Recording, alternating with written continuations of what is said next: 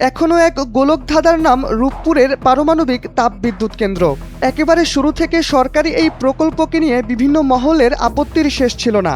পরিবেশবিদ থেকে রাজনীতিবিদ, এমনকি দেশের আওয়ামী বিরোধী শক্তিগুলোর দাবি ছিল এই প্রকল্পের মাধ্যমে একে তো পরিবেশের ক্ষতি করা হচ্ছে, তার উপর এই প্রকল্পের বাস্তবায়নকারী সংস্থা BIFPCL একটি ভারতীয় কোম্পানি। তবে তৎকালীন আওয়ামী লীগ সরকার এসব দাবির প্রতি ভ্রুক্ষেপ না করে 2022 সালের ডিসেম্বর থেকে বাণিজ্যিকভাবে এর কার্যক্রম শুরুর বৈধতা দেয়।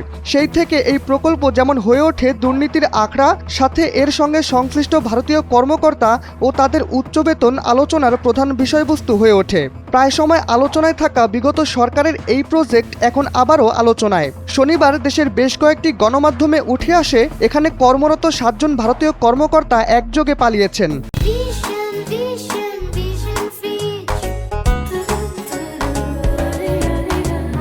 অথচ এই প্রকল্পটির নিরাপত্তা বেষ্টনী সেনাবাহিনী, পুলিশ ও আনসার দিয়ে ঘেরা। এত কঠোর নিরাপত্তা থাকা সত্ত্বেও কিভাবে তারা প্রকল্প ছেড়ে ভারতের উদ্দেশ্যে দেশ ত্যাগ করলেন তাই এখন বড় প্রশ্ন। সূত্রগুলো জানাচ্ছে শনিবার দুপুরে মধ্যাহ্নভোজের আগেই তারা নিরুদ্দেশ হয়ে পড়েন। বিষয়টি জানাজানি হয় যখন খাবার টেবিলে তাদের অনুপস্থিতি চোখে পড়ে। এই বিষয়ে কেন্দ্রের উপমহাব্যবস্থাপক আনোয়ারুল আজিম জানতে পারেন কোনো অনুমতি না নিয়েই তারা প্রকল্প ছেড়ে গেছেন। তবে কী কারণে তারা এভাবে পালালেন তা জানাতে গিয়ে প্রকল্প পরিচালক রামনাথ পূজারী বলেন, নিরাপত্তার কারণে তারা বাংলাদেশ ছেড়েছেন।